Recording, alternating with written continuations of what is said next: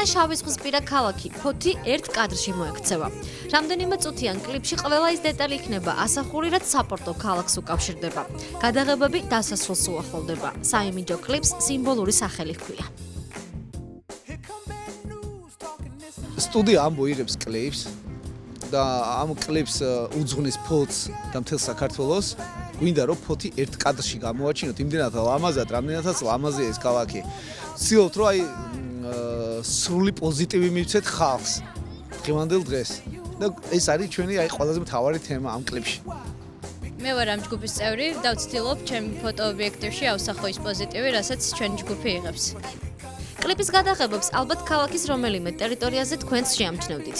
ვლადიმერ ამბალია, ლევან მაშავა, ლერი როგავა, ზაზა ბესელია და თიკო სასანია ყოველდღე ქალაქს სხვადასხვა რაკურსით იღებენ.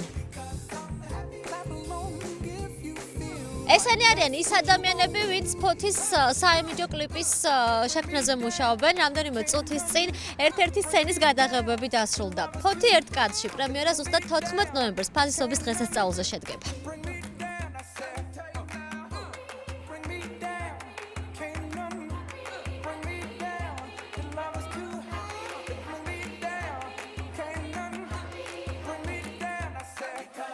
კლიპში ვიღებთ ფოთში არსებულ თითქმის ყველა ორგანიზაციას, როგორც სამუშაო ორგანიზაციებს, ასევე კულტურულ ორგანიზაციებს და სპორტულ ორგანიზაციებს.